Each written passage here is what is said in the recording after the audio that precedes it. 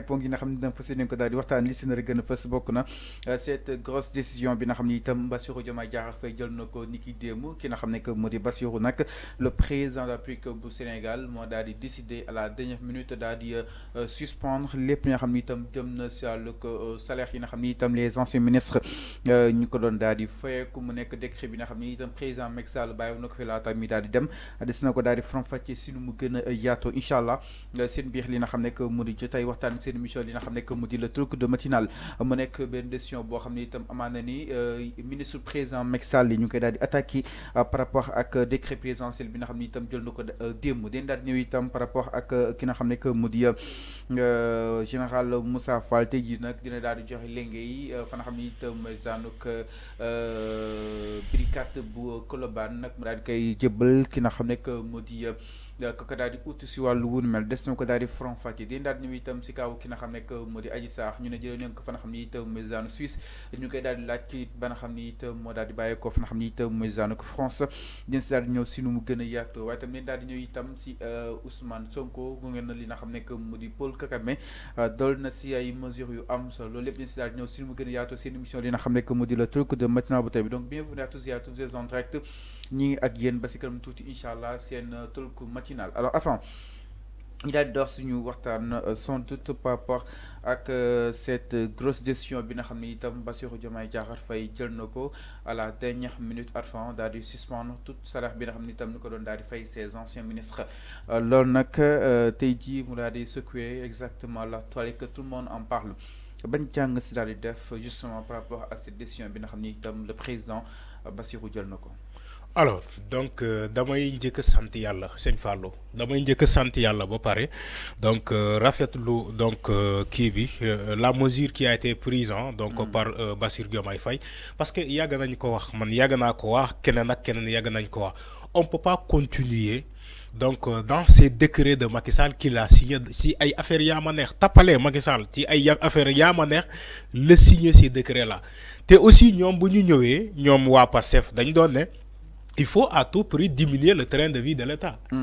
Maintenant, si tu veux diminuer le train de vie de l'État, il va falloir commencer d'abord par supprimer yeneen mesures yoo xamante ne Macky Sall moo ko fi bàyyoon. ay décrets yoo xamante ne Macky Sall moo ko fi bàyyoon. Ça il faut commencer d'abord par ça. Je crois que moom la Bassirou Diomaye Faye commencer supprimer d'abord, abroger d'abord ay décrets. Comment on peut solder un ministre qui n'est pas en fonction? Quand même, soyons réalistes. C'est-à-dire que développement réew doo mën a am développement réew ci ay paragraphes yu mel nii wala ay paramétrages yu mel nii des ministres qui sont plus en fonction ngeen continuer di leen fay ay salaire de 1,5 million allant jusqu'à 2 millions quand même soyons sérieux et maintenant le ministre qui est en fonction combien il gagne combien il va gagner mais ñun ay xel lañ yor quand même il faut que nous utilisons nos mémoires quand même ñu utiliser suñu bopp di xalaat. Si tu payes un ministre qui n'est plus en fonction, un ancien ministre, 1,5 million à jusqu'à 2 millions, imaginez ça. Maintenant, le ministre qui est actuellement en fonction, est-ce que c'est ça diminuer le train de vie de l'État? Non. Le salaire qu'on paye les anciens ministres là, les ministres qui ne sont plus en fonction, mais pour nous récupérer ces salaires là, nous créer emploi? Ñaata emploi la ñu war a créer? Macky Sall avait combien de ministres? Est-ce que vous vous imaginez? Et tous ces ministres de Macky Sall mel ni ay géttu béy bu ñu leen naree fay ministre bu ne 1,5 million wala 2 millions. Vous avez Macky Sall le sabotage qu'il a fait. Les ministres ay ministres am dañoo bëri car macha allah boo xamante ne bu ñu naree respecter ce protocole là di fay ces anciens ministres là ils sont plus de 40 et quelques ministres pour rafetul. Macky Sall dem na sa ba ay 50 à un moment donné xamuñu woon ñaata ministre la amoon. À un moment donné sénégalais mënuñu xam Macky Sall ñaata ministre la amoon. Maintenant imaginez avec ce décret là. 42. Voilà 42. Imaginez avec ce décret de Macky Sall là on continue de payer ces ministres là ku nekk 1,5 million wala 2 millions ces anciens ministres 42 ministres de Macky Sall. Mais enfin ñu ne coutume la. Non c'est effectivement il faut rompre avec ces coutumes là. Il faut rompre avec ça. Ça ne peut plus continuer. ñun ñoo woote développement ñun ñoo woote voie d'émergence Le Sénégal ne peut pas se développer tant que mu ngi ci ay tapale yu mel ni soldés ay anciens ministres, des ministres qui ne sont plus en fonction. Tu continues de leur payer des salaires. Mais lolo mënul continuer. Il faut qu'on se dise la vérité. Parce que, gis nga à un moment donné, ñu waxante dëgg face à face moo gën que ñuy naxante. L'État ne peut pas continuer de supporter ces salaires-là.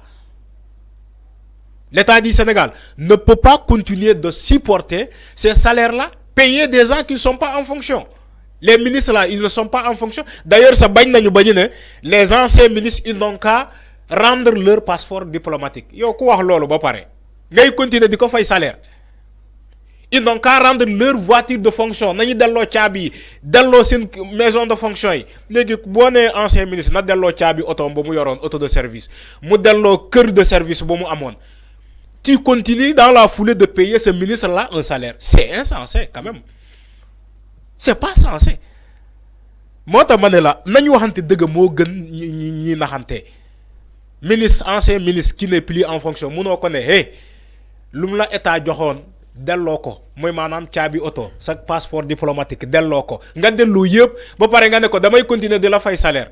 C'est pas censé quand même, soyons réalistes. Moi, la mesure que Bassirou Diomaye Faye a prise, c'est une décision soutenable.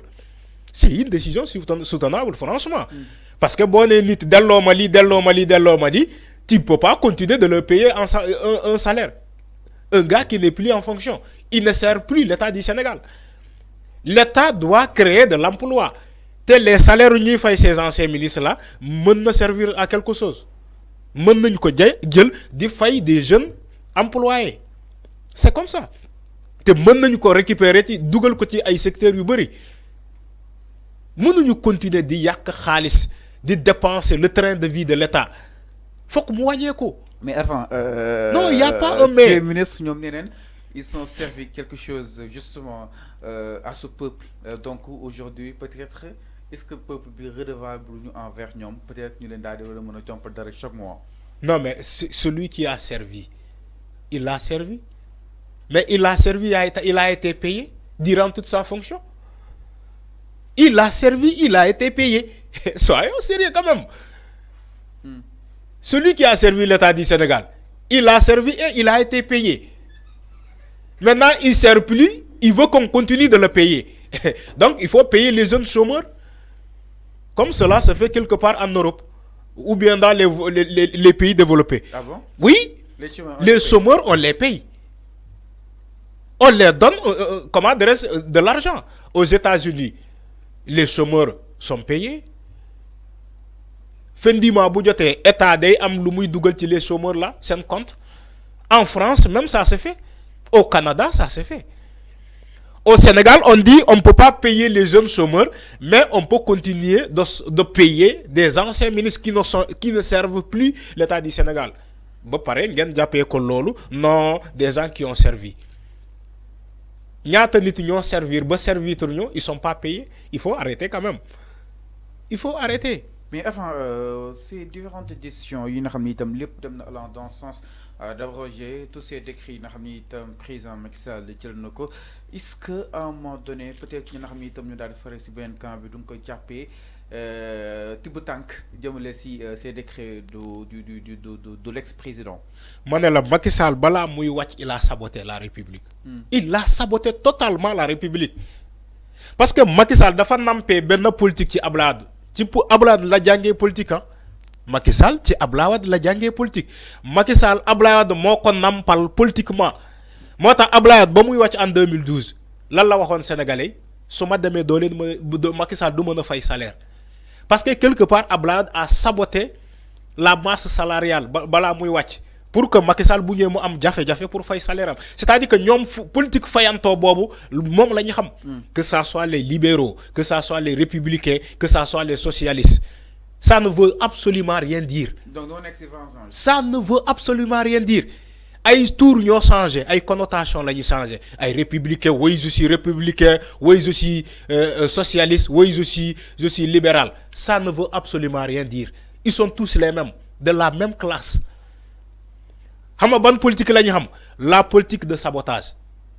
Bala may wàcc ma saboter comme ça keneen mu ñëwee mu am problème pour def li comme ça le peuple va me le réclamer il ne suñu xamone duñ la bàyyi comme Abdoulaye l'a fait avec Macky Sall bo xolé ça Abdoulaye quand il est revenu de la France 3 mois plus tard wala 4 mois plus tard dafa am ben ngangor bu ko demoon teeru ji comment dirais aéroport gunge ko nako góor gi suñu xam moom duñu fal Macky Sall parce que ñom loolu lañu xam la politique de sabotage moo tax Macky Sall il a voulu faire la même chose avec Diomaye bala muy dem mu commencé di signer ay décret pour saboter comme ça Bassirou Diomaye Faye bu ñëw mu am problème fay salaire comme ça aussitôt le peuple va commencer à réclamer Macky Sall di suñu xamone dañu baye Macky Sall ñom politique bobu lañu xam la classe politique traditionnelle cette classe politique traditionnelle genre politique bobu lañu xam xajamal rek man ma ngi wacc fokk ma xajamal saboter toutes les institutions ba paré dem mota mané la Bassirou Diomaye Faye l'acte qu'il a pris